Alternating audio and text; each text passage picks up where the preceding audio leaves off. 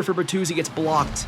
Oh, they're all on their backhand. Get it. Oh, what a terrible pass, and McDavid's off to the races. That's a brutal turnover. McDavid, he's flying. He's so fast. Evan Bouchard back to McDavid, and it goes in. That costly turnover there. You cannot give McDavid a freaking turnover like that, and he goes and wins the game for Edmonton. But there it is. Your Edmonton Oilers are going to go back to the Cup final, beat Chicago in 6 games, and it is once again, can Connor McDavid get it done?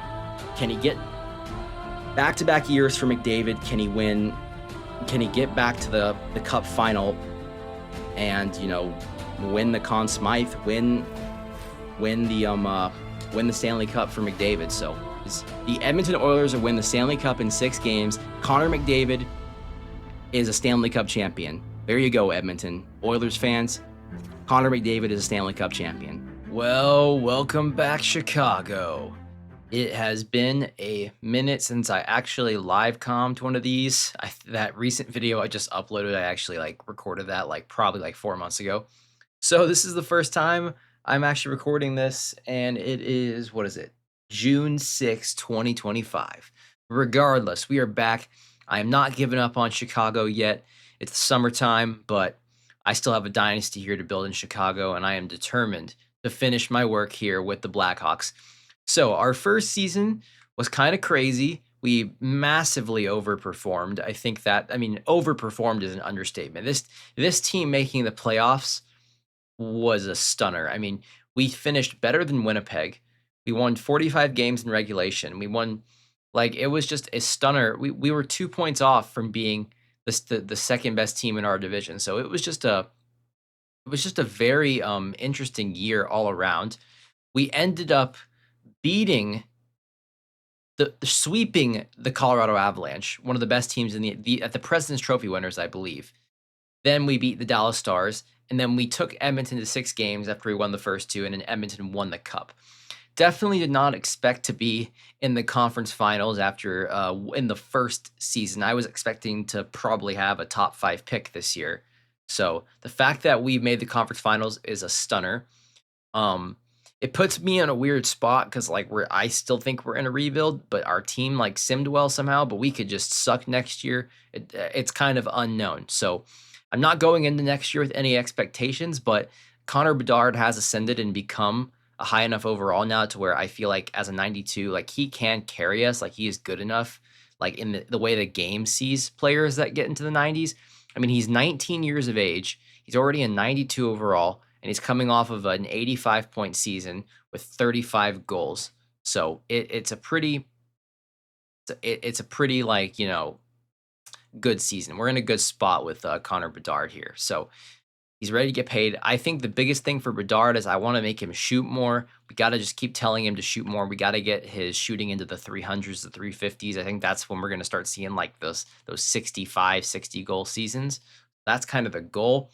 Contract-wise, we're in a pretty good spot. If we look at our forward core right now, Bedard's not making any money. We've got Teuvo Teravainen, who had a very good season, almost a 30-goal, 50-assist guy. He's an 88 overall with 77 points. He's a great player for the first line to play next to Bedard.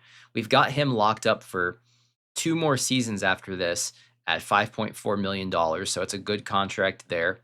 We've got Tyler Bertuzzi at an 86 overall. He's locked in for another 2 years at his 5.5. So we've got flexible contract. We extended Philip Kurashev at 26 years or 25 years of age, extended him for 4 years at $5 million, which for an 86 overall playmaker, middle six, second line guy, it's a good player.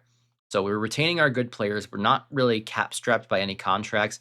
Taylor Hall is expiring, so we do have a decision to make on him. There are a couple guys I'd be looking to move. Mikheyev making $4 million is one of them.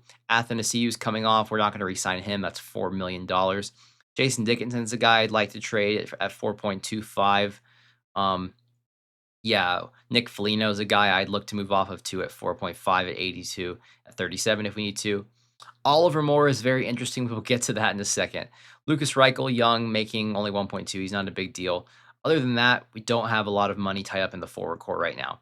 Where we do have a good amount of money tied up right now is our D core, but we got Jacob Chikrin at a really good number for $5 million going forward. That's a steal of a contract. Seth Jones is going to be making 9.5 for a while, but he's an 88, so he's actually not that bad. Korchinski is about to go. He's going to have to get paid once his like entry level deal comes off, so that's going to be a little bit of money.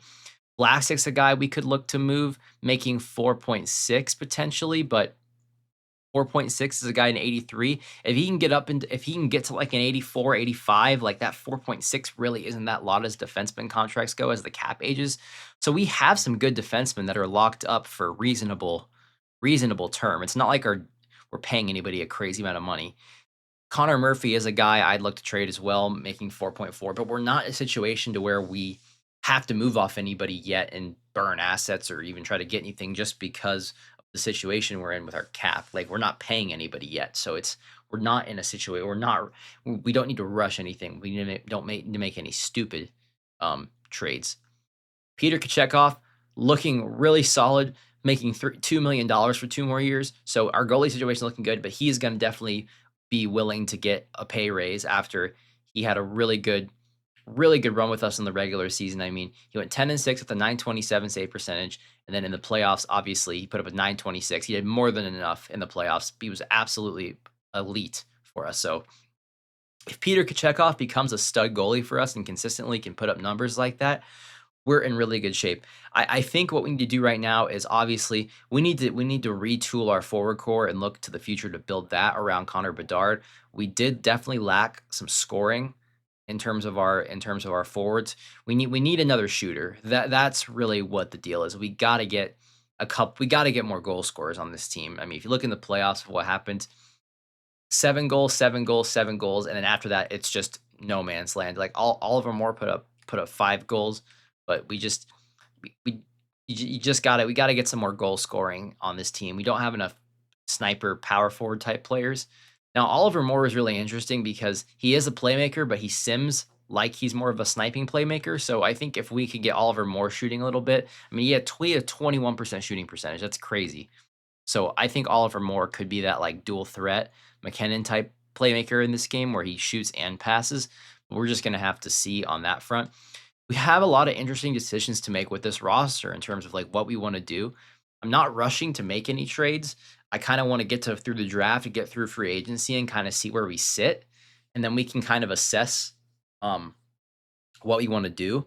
There are a few forwards that obviously we could go after, like in trade market. We've got a good amount of young assets. We have a lot of medium top 6 guys that thing. I don't know if they're going to develop well. They're kind of in the middle, so we could potentially flip some guys, maybe go after like a mid 80s prospect forward, or even just go try to flip a few first rounders and just try to get a guy. You know, we kind of are in accelerated rebuild now, considering after the season we just had with Bedard excelling at the rate he is as a medium franchise, we have a chance to put a really good team around him before he gets paid, he has to make a lot of money. So that's kind of what we have to maximize these next 2 seasons while he's making the ELC still. So your Edmonton Oilers won the Stanley Cup. Individual awards, Connor McDavid wins the Art Ross. Connor McDavid wins the Hart Trophy. Makar wins the Norris. Pasternak wins the Lady Byng. Will Smith wins the Calder. Evan Bouchard wins the Conn Smythe. Markstrom wins the Vezina. Samsonov Jennings. Zub, Bill Masterton. Capitals guy wins the head coaching thing. Robert Thomas wins the Selke. Interesting. McDavid and Rantanen. So, yeah. It was definitely McDavid's season after putting up ridiculous numbers and then winning the Stanley Cup. So, yeah. Now we are going to get to the draft lottery. Who is going to be taking home the number 1 pick this year? The suspense is killing me. And the Columbus Blue Jackets are going to move from 3-1 to get the first pick. Detroit's going to move from 7-2 to get the second pick. And the Pittsburgh Penguins fall from 1-3. You know what? That's what Pittsburgh gets. You're not getting gifted another first overall pick after you went from Lemieux to Crosby. Like, come on. Montreal goes 2-4. Another crazy movement. So, yeah, that's what we're looking like. Let's go ahead and look at this draft class. I haven't looked at this in a while, so yeah. So the Penguins don't get gifted another insane forward, but Antos and Martone, I mean, I guess one of them falls. The Penguins are still going to get a good defenseman, it looks like, unless they go forward. Michael Misa, You got Malcolm Spence, Victor Eklund, um, that guy, Roger McQueen, who got drafted to Anaheim in real life and is wearing Lightning McQueen's number. That's pretty cool. Yeah. So obviously we're not to that point yet in this where the draft classes get kind of crazy, which happens more as we get more generated players. But you got the two like medium elite goalies and Dag and Robinson, so there's some good goalie prospects for whoever wants them. But I was really looking at this guy, Wyatt Hartnell. He's a 6'5", 212-pound center from the West, from California, from the West Coast, the left coast, but he's a center, and we definitely are still looking for like another first liner for Bedard for the future. And I think putting him next to a more defensive minded, like good 2A guy can help with the sim a lot. I've seen it happen before, and Hartnell looks to be that guy. I mean, he's only got a 1-year ETA. He's got no weaknesses. He's got magic hands, a pro release. He looks like a really, really solid player. So I think we're definitely going to take a look at Hartnell when we get to these draft interviews. So he is a 2A forward.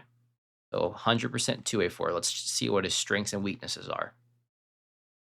Skating. So he's a good skating 2A forward. That means he's going to be good on the back checked. So he's not a physical. He's more of a skilled 2A player, skilled 2A forward. So we're looking at like a kind of a, for being 6'5" and your weakness being physical is not something I like, but you know what? You can get stronger. He can definitely get strong. I mean, his weakness is physical. It might be like B. It's not bad. First overall pick being made by the Columbus Blue Jackets, and it is Anton's high elite power forward goes to Columbus. 18 years old, looks like he's going to be a really good player. He's got good shooting. That's going to be Columbus's piece to build around. And the other high elite power forward, Porter Martone's going to Detroit. Can the Yzer plan finally get it done? And who are the Pittsburgh Penguins going to take?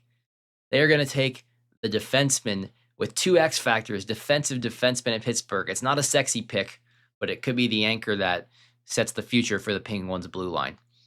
Canadians, they're going to get Frondell, medium elite 2A forward. Michael Misa goes to Anaheim. Ottawa is going to get, an 81 overall 2AD medium elite Levo to Ottawa.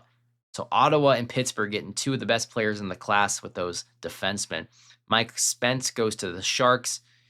And Montreal's going to pick up Eklund, the high top 6, 70 overall as well. So Montreal gets their D and gets their forward. So Montreal looking good. Buffalo passes on a medium elite and gets the high top 467. This is why Buffalo has missed the playoffs for like 13 years in a row with making draft picks like that. So yeah, it doesn't look like there's a ton of great players off, all the top players like off the board. There's Kongretiev, 73 overall playmaker. Quenneville, medium elite to Philly, so that's a good pick for them. Matthew Schaefer falls all the way to 15. Oh my goodness. So the Utah gets a steal there, Matthew Schaefer. Jordan Gavin goes to Nashville. Pressy goes 70 to the Hurricanes. There's Ekberg. So there's some decent medium top 6s going to Minnesota gets a 76 overall, the 20th pick. What a steal for Minnesota, a sniper. And here we go. Your Chicago Blackhawks are on the clock in the first round.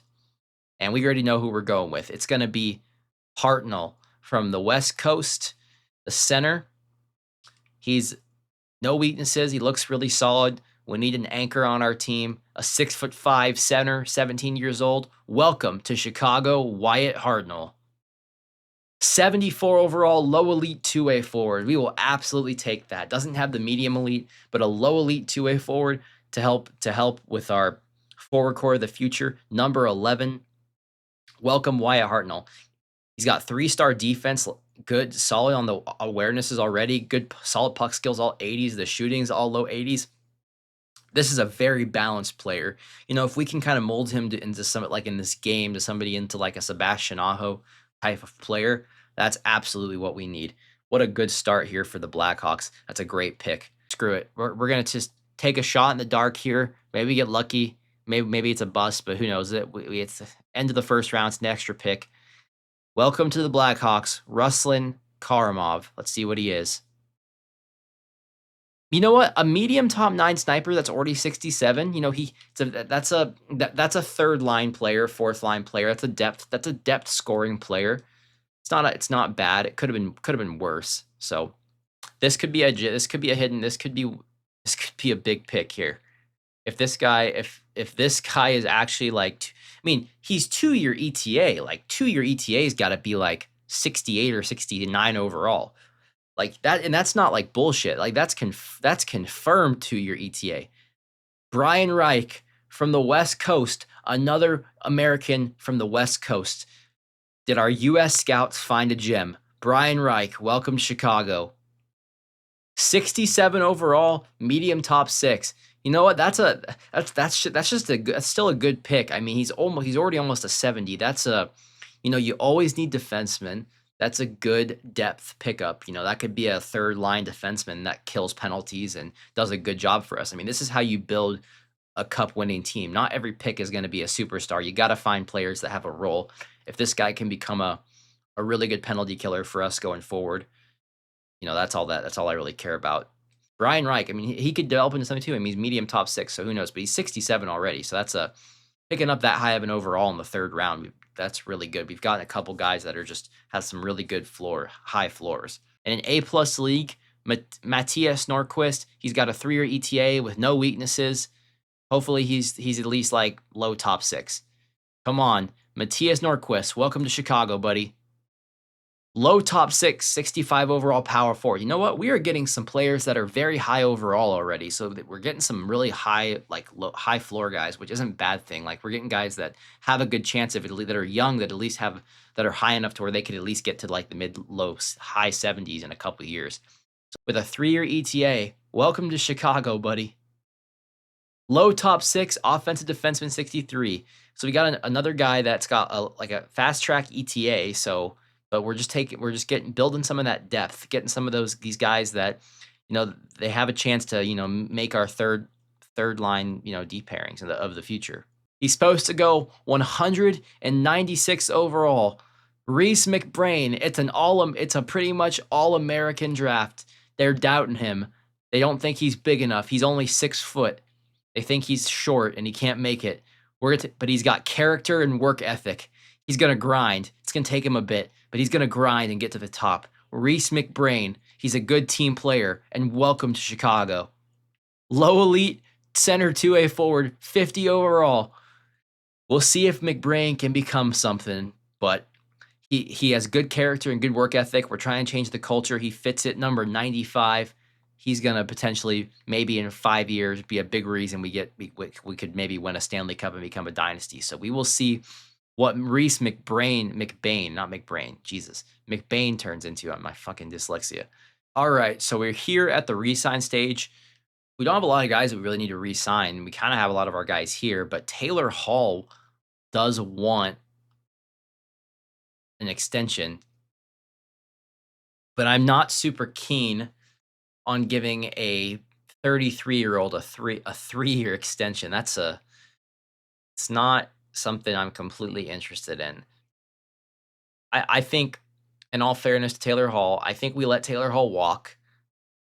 We could maybe find somebody younger to replace him, but we could always bring him back in free agency. So I think we're gonna let Taylor Hall walk. Oh my God, Connor Bedard has become a 94 overall high franchise at 19 years of age. After an 85-point season, he has grown to high franchise. Holy, this changes everything.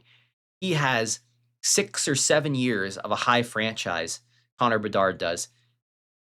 I mean, he's here. I mean, we got to pay him. That's the thing. We got to extend him. We got to give him 8 years. He's a 94. I mean, he's going to want like 15 million. Connor Bedard, please take a discount. I want to build around. Wow, Seth Jones is up to a 90 overall. This Seth Jones is different in this universe. This is a capable Seth Jones. That deal could age brilliantly. I mean, $6 million. If we throw in, we could do a 6-year deal. Honestly, I think it'd be smarter probably just to qualify him and then wait. mean, I don't think he'd take an 8-year deal. I'd rather just qualify him, and then we can see how his rookie season goes, and then we can extend him after that. But we could, I mean, could just give him a no movement clause in the last 2 years, and give him like the 6 mil that he wants. I mean, if he grows, like it'll be worth it. Like it'll be worth it if he grows. So let's just try. I'm gonna try 5.5 for Oliver Moore for 8 years, full with a no movement in the last 2. We can get him locked in. If he can grow and develop, Oliver Moore, this could be a steal of a contract. So we're trying to get ahead. That's how you win the cup. You get these guys locked in long term, and you get them to good deals. So we'll see if Oliver Moore accepts. For the third, how did Athanasiou do on? I mean, a third line depth scoring sniper for Athanasiou. He plays his role. I don't mind bringing Athanasiou back for a. I mean, that's a good contract for 3 years just to be a depth guy. Yeah, we'll bring Athanasiou back for that contract. Foligno's got 1 year, and it's an expiring contract. I don't mind having Nick Foligno playing third line center. What's his defensive? The 85 defensive awareness, like it's not bad. You know, like I mean, these aren't like our bottom 6 is not bad. We got Lucas Reichel, got Frank Nazar still down here waiting. So we've got some guys, we've got some young guys coming up that definitely are gonna need some time. Roman Kanserov, he's got the 4th line role, the 4th line grinder, so he's ready to go. So I think we just offer him his qualifying. Yeah, that's fine. We'll play him on the 4th line. We're gonna sign Hartnell to his entry-level deal. Welcome to Chicago. You can go to the AHL. We've got Sasha Boisevert. He's gonna be a power forward. We're gonna get him some. We're gonna just go ahead and offer him his ELC. Honestly, now looking at our decor, it's pretty good. We got Seth Jones, Chikrin, and Kurchinski. Honestly, we've got a good amount of cap space. If we can just go after one good defenseman and one good forward, I'll feel pretty good about next season. Like, I think one big forward signing, one big defenseman is going to give us a pretty good edge for next season. So I think that's what we're going to focus on. We're going to try to get a defenseman and a top tier forward. So let's go ahead and sim to free agency. Okay, Oliver Moore didn't accept. Let's just try to get him signed again. If not, he's gonna go to free agency. So we just need to I mean, I can qualify him at best. Give him a little bit extra. Let's see if he takes that. Oliver Moore takes that. I feel really good about it. Oliver Moore, before playing an NHL game after that really standout playoffs, has been locked in for 8 seasons at $6 million. So Oliver Moore is an 81 overall. He's 20 years old. He's making the big bucks, but it's a development contract. You know, like he's gonna hopefully ascend as a medium elite, and we're gonna play him. I think we're gonna just play him in the top 6 and get him that ice time. I mean, we're paying him $6 million, so we got to give him that accelerated ice time to give him that role so he can grow. You know, it might seem stupid. It might be over my head, but if at worst we can always trade him. You know, we've got like 4 years. If we got 6 seasons if it pans out bad. So you know, it's not horrible. But the Connor Bedard and Kevin Korchinski can get their extensions. Those are going to be massive extensions. All right, here we go at free agency. Looking at our team, I think we just need one more forward, one more defenseman, and I'm really liking where we're looking. Got Bedard and Teravainen. We just need one more forward. We've got a good middle 6 of these 86 overall guys. We got some good third line guys that can penalty kill, play some defense. We got Oliver Morris and Lucas Reichel down there. Frank Nazar. We've got some younger guys. So we've got some guys I want to look at. But here we go. The big contracts. Connor Bedard extension. 19 years old, 94 overall high franchise. Connor, please don't take all my money. Please make it reasonable. Okay, Connor, bless your heart. That is really good. Connor, oh my gosh. Connor Bedard is giving us low key a big discount. 8 years, full no movement clause. Wow, he's so young. Like we can't even we'll just throw the no movement clause in the last year. 8 years. All right, so we should be able to get him around 10 mil. Let's see if he'll just take the flat $10.1 million with the no move. Connor Bedard. This is a big deal. That's a big extension for Bedard. But 10 mil for that contract will age insane. So thank God he doesn't want like a ton. I mean, we're giving him a lot of money. So Lucas Reichel, okay, we'll wait on that. Let's look at Kevin Kurchinski because this is also a big extension. Kurchinski's a 21-year-old defenseman. Defensemen in this game, as you guys know, if you play this game, they like want a stupid amount of money. So let's see what Kurchinski is asking for. I go up to 8 years.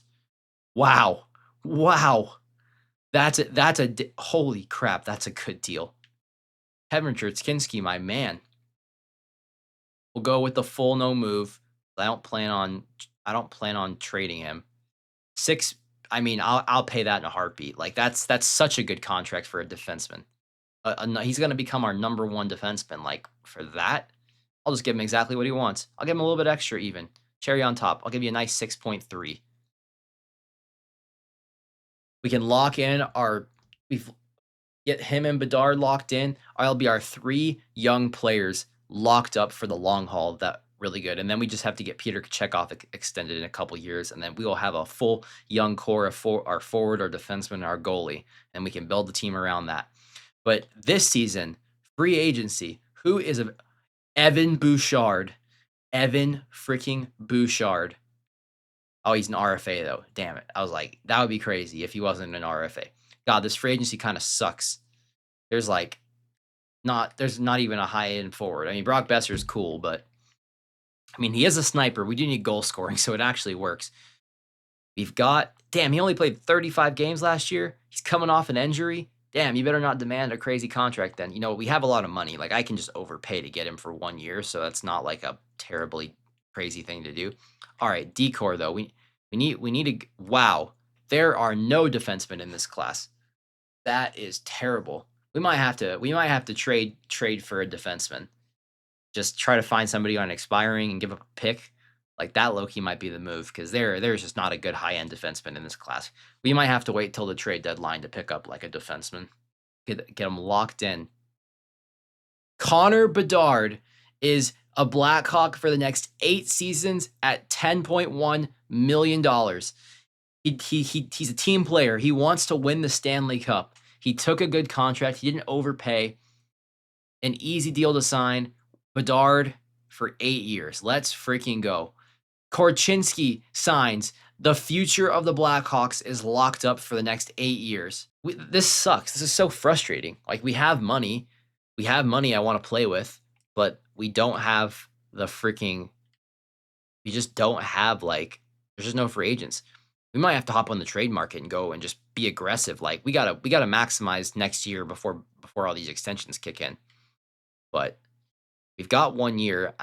What draft pick wise are we looking like? We've got some things we could trade. It's not like we don't have assets. So we definitely have some tradable things. Oh yeah, and we just have Artem Levshinov just chilling here as a medium franchise 77 overall defenseman. We have Kurchinski. We could trade Levshinov. That would probably what type of trade? What assets could Levshinov get? Realistically, we're in a win. I would say we're going towards a win now mode now. Like our team, we could try to go. If we could pull off a trade for I don't know, like Quinn Hughes or something like that, like something ridiculous. Like what? I don't even know. He has max trade value. Like we could trade for anyone, like almost. The Montreal Canadiens, Nick Suzuki, or Cole Caulfield. This is to pair Cole Caulfield or Nick Suzuki with Connor freaking Bedard. That could be fun. Wow, shooting percentage is awful. This could be a fun one.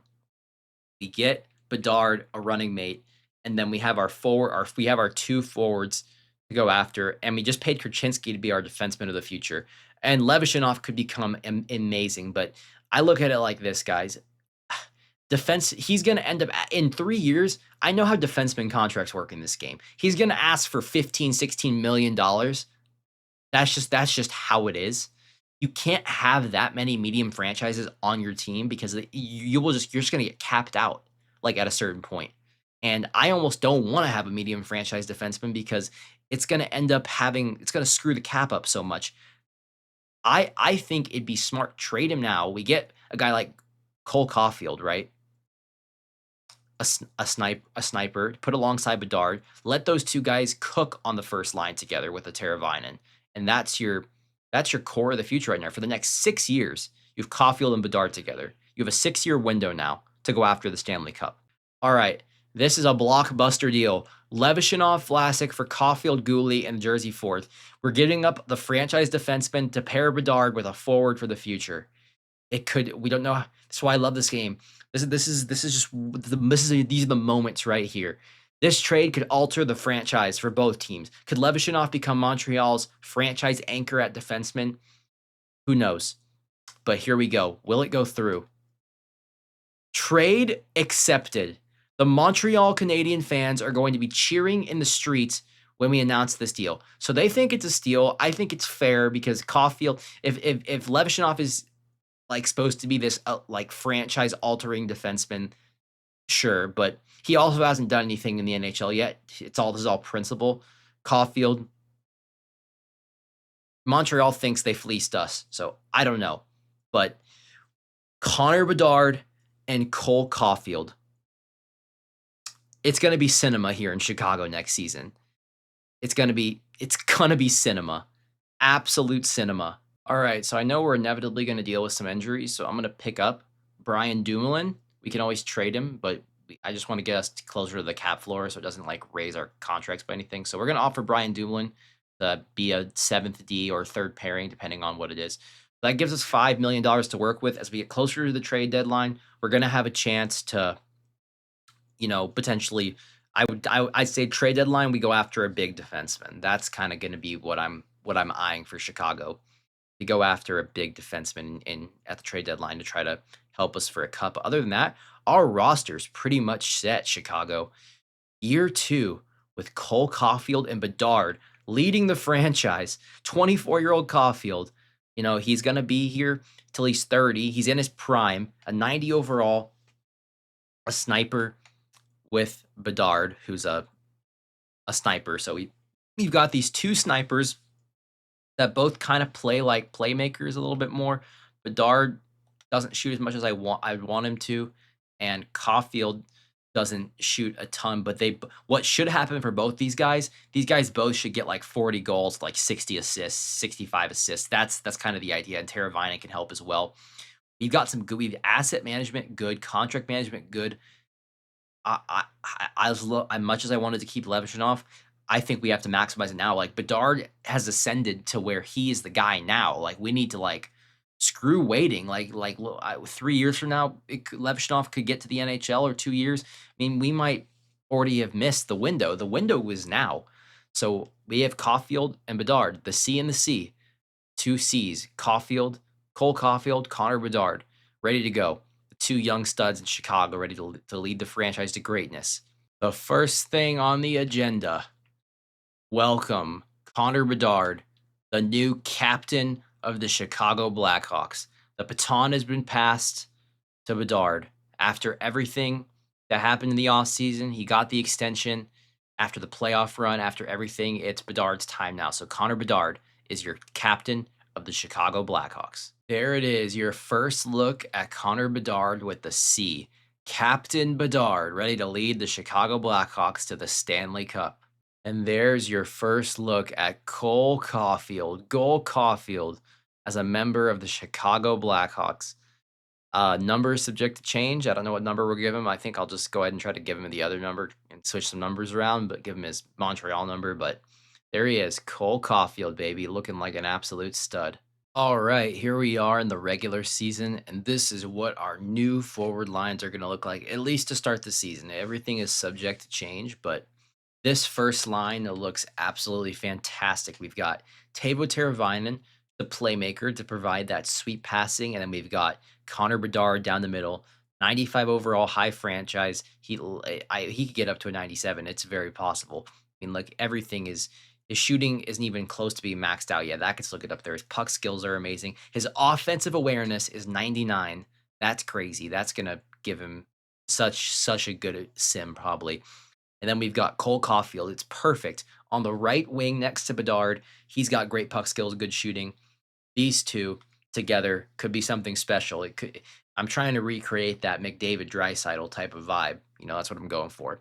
So Kurashev went up to an 87 overall, so he's a really good looking playmaker. He's actually got the first line tag. So Kurashev got Mikheyev and Bertuzzi as the two-way forwards next to them. So that line should hopefully provide some good physicality and defense compared to our first line, which is more offensive. We've got this third line with Aston the CU, who's a sniper. I've got Oliver Moore playing on the third line playmaker, so hopefully he can get some assists there. And I've got Jason Dickinson down the middle. I've got Foligno, Reichel, and I've got our rookie Roman Kasparov, who's going to be our fourth line grinder down here, trying to get it done.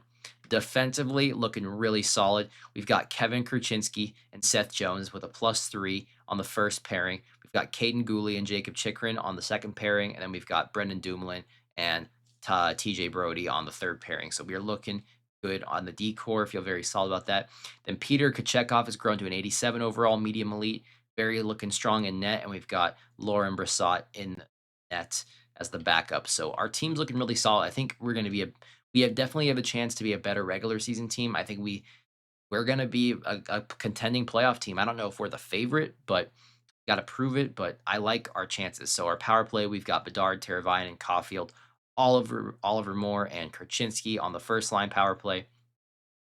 Got Seth Jones, Chikrin, Bertuzzi, Athanasiou, Kurashev. Oh, I forgot to even say that Krasinski went up to 87. That's great. He grew a couple of his abilities through Heat Seeker and Send It, and then I think that's what sticking him up as I simmed through the offseason and got to the regular season. So he grabbed his abilities. Now he's 87 overall with that contract kicking in the next season. Like that's looking really good. Making 6 mil, he'll probably be a 90. Like that was a good extension. So feel really good about that. And we've got Cole Caulfield for 6 years as well. So power play's looking good. The only thing I want to improve maybe on our second line is try to find more of a goal scoring guy on the second line, make our second line less two-way forwardy and more point get scorey. It depends. I mean, if our top line can get it done, our second line doesn't need to be as defensive. But right now, as currently constructed, our second line is a lot more based around like defense and physicality, which isn't a bad thing. I don't know how it's going to do in the sim. So this is going to be our first line penalty kill. I just threw Bedard out there to get him more ice time and help have him just he's got to take on that responsibility as the captain and kill some penalties. Good for his development. So I like our lines and everything. I'm feeling pretty good about the season. So I think that's where we're going to leave it, guys. Let me know in the comments, what do you think about the big trade to acquire Cole Caulfield? Am I going to regret trading away the medium franchise defenseman for Cole Caulfield? I don't know. We'll see how it pays off. I think if we can win a Stanley Cup or two in the next 6-7 seasons with this core, I'll feel pretty good about that trade. We'll see. The Montreal Canadiens are going to be. They could be really good with Levshunov eventually too on their blue line. So it's going to be a huge deal to see follow the Canadiens and the Blackhawks over the next few years. Anyway, guys, thank you for watching this video. Make sure you leave a like, comment, and subscribe as always. We've got the college football videos coming out as well. Hope you guys like that. Let me know what you want to see. We got Madden coming out in August. Going to be pumping out CFB for now, the NHL. And I'm going to try to put up another D Rose video soon. I get that edited. So yeah, guys, like, comment, and subscribe as always. Follow the Instagram, the TikTok, everything. It really helps trying to grow it. Yeah. So see you guys next time. Peace.